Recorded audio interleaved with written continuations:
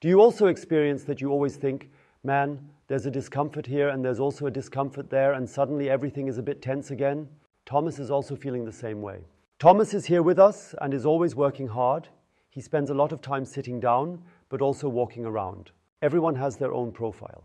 Now we're doing it for Thomas and for you, because I think this could also benefit you.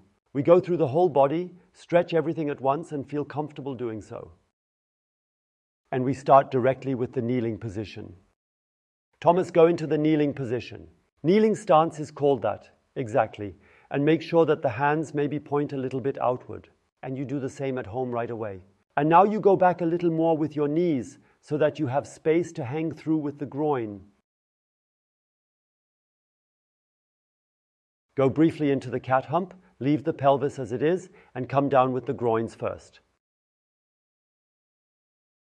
And then you notice it increasingly pulls over the hip, over the groin, maybe it pulls into the back. Then you do something about your back pain right away, you'll notice it immediately. I feel it in the lower back. You feel it in the lower back, wonderful. Should I put the feet up? If you also feel it in the lower back, then it's good, don't be afraid of it, because it means that you are actively doing something against your back pain. Let it hang beautifully. Should I flex my feet or is it not important? Placing the feet has an advantage because it allows another muscle from the quadriceps to stretch more, which is closely related to knee pain, hip pain, and back pain. And therefore definitely a good action to put your feet up. Now breathe in. And now press your knees against the floor. Now we are doing strength training. We stretch and strengthen, that's what's special about these exercises. Relax and continue down with the groins. And always stay within the just tolerable range. And again, both knees are pulling towards the ground. Relax again and let it hang a little further. And again, both knees tighten, tighten more, apply force nicely, relax and hang in a little further.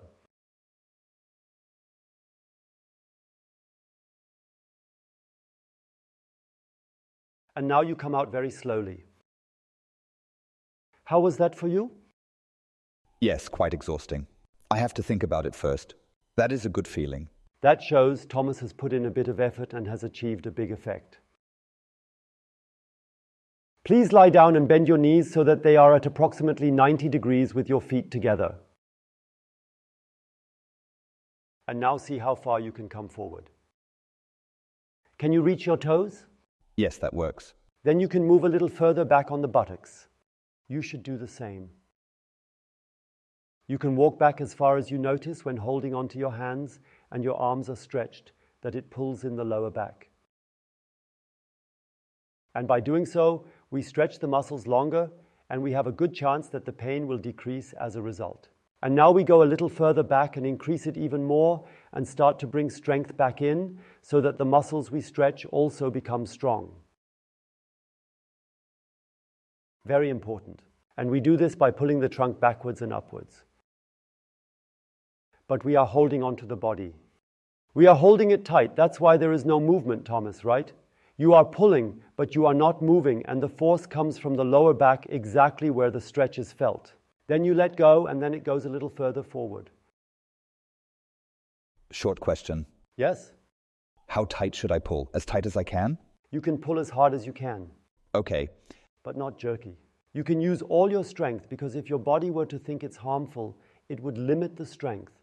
Yes? That is the whole experience we have had in the last 35 years.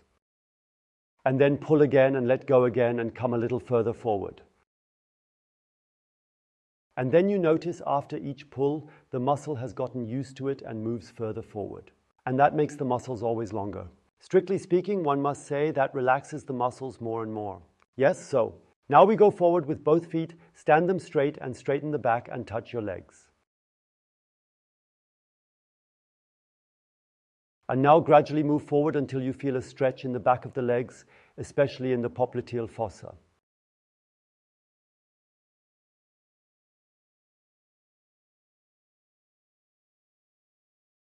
Breathe in deeply, breathe out deeply, and pull a little further forward while exhaling.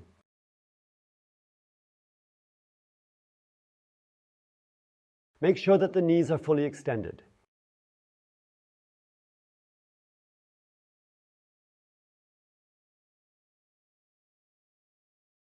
And now the same again. The back wants to go backwards, but you are holding it tight. You pull more, hold on to your legs so you don't go backwards, so that no movement takes place.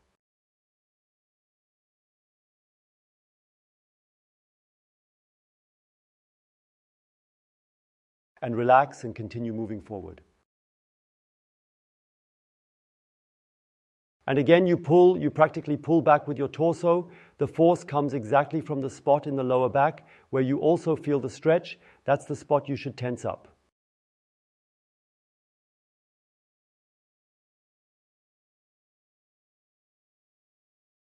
So exactly what is stretched is strengthened. And that results in a super functional musculature and good control and strength that can be used in everyday life. So I notice that my back is stronger than my hands. Okay, then you limit, good advice, then you limit your back strength so that your hands are not overwhelmed, so that no movement backwards occurs. And maybe stretch again, maybe grab the tips of your toes if you can, and relax nicely and stretch a little more.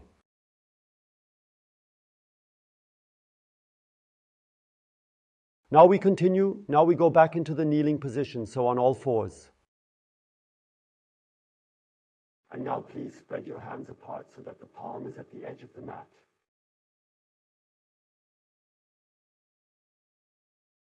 So you have an angle of about 60 degrees, I estimate, as you go outwards, and go down with the upper end of the sternum further and further. I can see right now, move your buttocks back a little so you don't tilt too far forward exactly. And then you notice that it pulls in the arms, pulls in the shoulder, maybe a little bit into the back. Take the head back so that it does not limit the stretch, and come with the upper end of the sternum further and further towards the ground.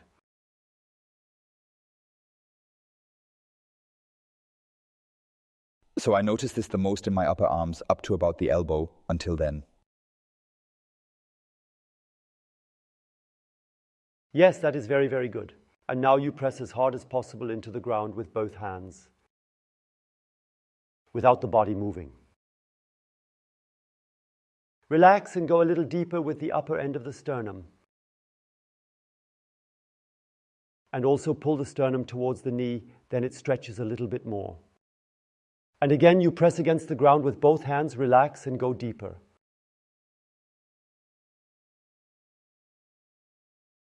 And that relieves your shoulders, the tension in the shoulders decreases. And thus a good chance that any existing shoulder pain may also be positively influenced. Then press against it again, release and go a little deeper. And come out slowly again. Go up for a moment, feel inside. And now support yourself on the right. Go into a side plank position and let yourself hang down. By the way, if you can't do this because the shoulder is too weak, you can also do it on a couch. You lie on your side on a couch as an alternative, then you don't need to support yourself. And support yourself comfortably with the other hand on the ground. And now rotate your pelvis so that you feel the most stretching on the right side of the hip, right side of the pelvis, and let yourself sink in. This is usually where the pelvis ends and transitions into the muscles. That's where you usually feel it. Sink nicely, and now press with your right leg into the ground during our strength training without the body moving.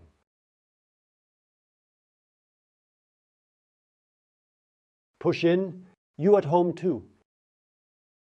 Thomas presses, I press, you press. Push in correctly, release gently, and continue downwards. And again, push in. Press firmly against the ground, release lightly, and continue downwards. Does that work for you, Thomas? Yes. And then we slowly go out again and do the same on the other side. letting it hang again. First, sort things out. Letting hang down. Exactly. But there is a common mistake that has to be avoided, Thomas. You must not have flexion in the hip. No flexion in the hip? Look, make sure you are straight. The trunk and the left leg must be in a line, otherwise you will not feel enough stretching. And now move your right foot further forward and move the knee in such a way that you can practically rotate your pelvis and feel when you feel the most stretching.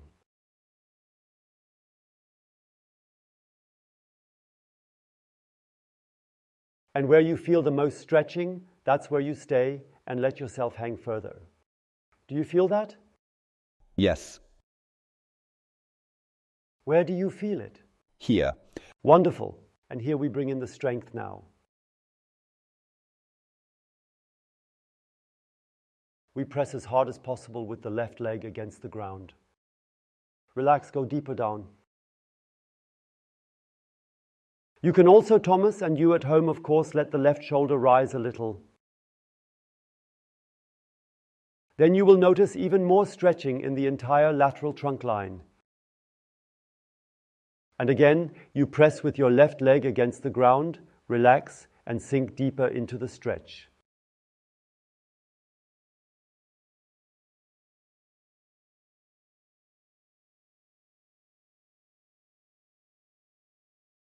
And you notice it's getting more intense, right? Yes. Breathe in deeply and exhale deeply, letting yourself sink deeper and deeper.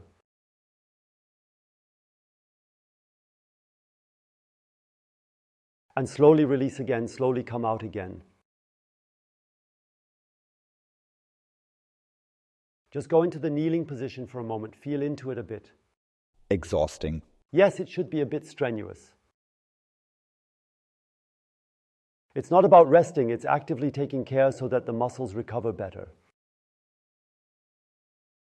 This is muscle work, and it is also a bit exhausting. It just must not be too strenuous. Now we extend the right arm out, lay down on the side and go a little higher. Then take the left leg to the left, bring the right leg close to the left. Then turn your torso to the left, extend your left knee out. And now you notice when the right shoulder lies on the ground that it stretches into the shoulder. And now we want to increase shoulder mobility.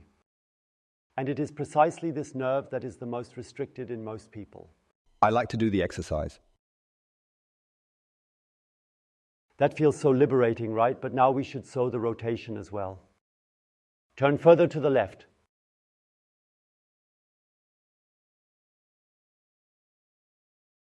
Increase the stretch.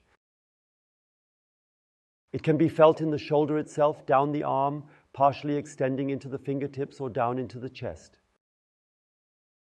And now we press again with the right hand as hard as possible.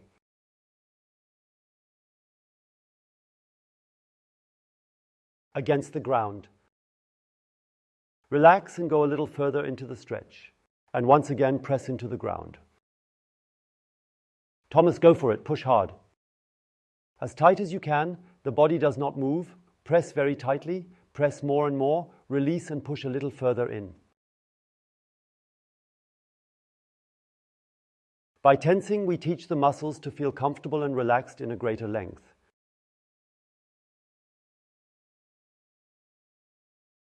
Left arm out, but first at shoulder height and then a little higher, about a hand's breadth higher. Then extend the right leg, bring the left leg close to the right one, and now we turn to the right and extend the right knee out.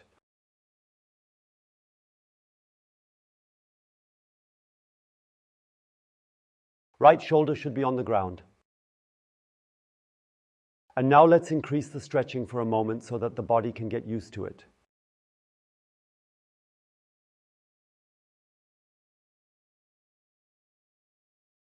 And just as the muscles give way, as you can feel, always turn a little further, imperceptibly, always a little further. And now with the left hand, press as firmly as possible into the ground with the left forearm. Press in as firmly as possible, press even harder, a little bit harder, release and continue into the stretch. And again, push in even more, push in even more.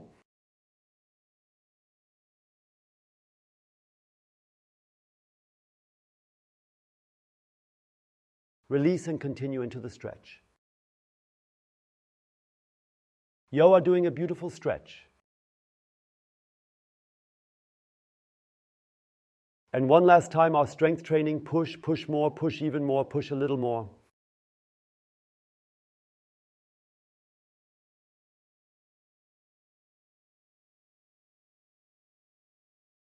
Relax and fill in the gain space again. Turn a little further to the right and then slowly come back out.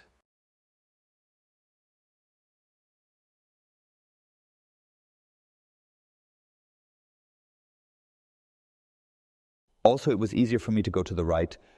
The differences often lie in the fact that the right and left sides are stretched differently, but also spectators are on the right side.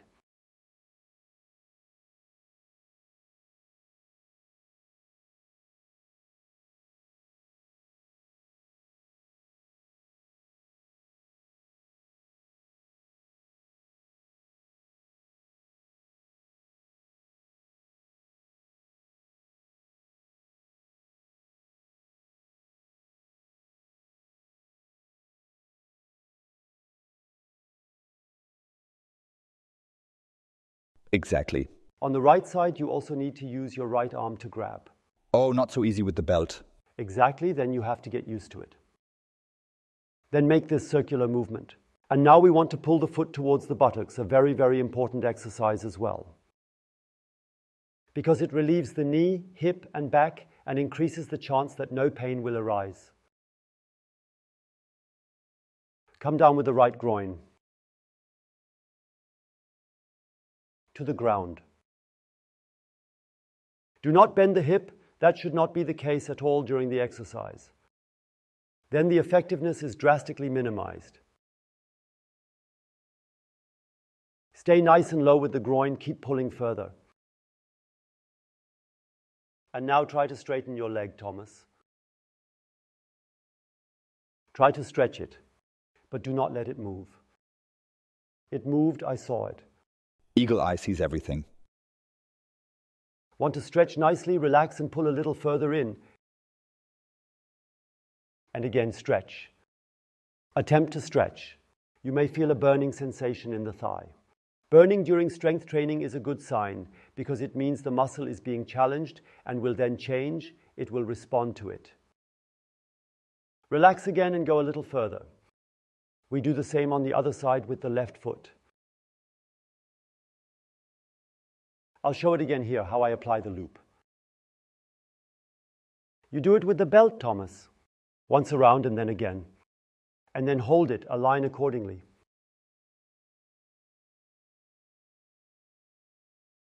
Pull the foot towards the buttocks.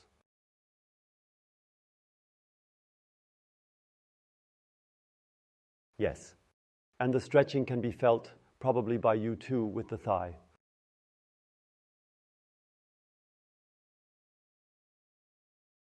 Yes. Up to the groin. Yes, that is very good. And remember, do not bend the hip. Stay beautiful like this. With the groin on the ground. And now also try to stretch here. Full concentration to stretch the leg and at the same time to stay with the groin on the ground.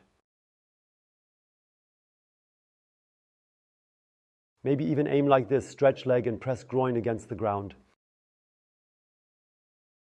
A little more activity. Groin presses against the ground, leg wants to stretch. Loosen up and tighten a little more. And again, press the groin against the floor, stretch the leg in the process. Even more, even more, even more. Loosen up and tighten a little more.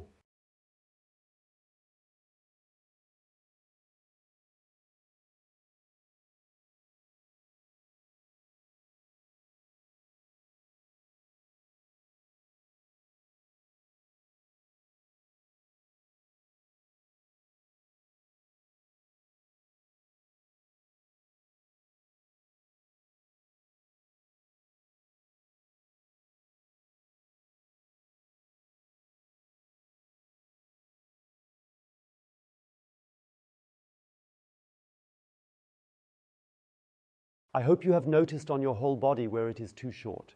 What do we do then when it is too short? We pull on it. Everything that is too short, we must pull on. The fascia tissue. Our approach is to focus on the angles that we want to restore, because we must balance out those angles that we don't use enough in everyday life. That's how it works. The chance that it feels nice and loose, the body feels nice and flexible, and there is little pain is incredibly high. You will notice it and experience it yourself. That is our experience. That's it for today. Thomas, thank you very much for participating. We'll see each other, and up here you can see more videos of us.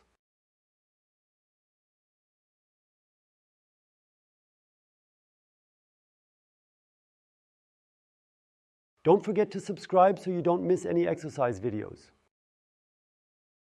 Goodbye. Goodbye.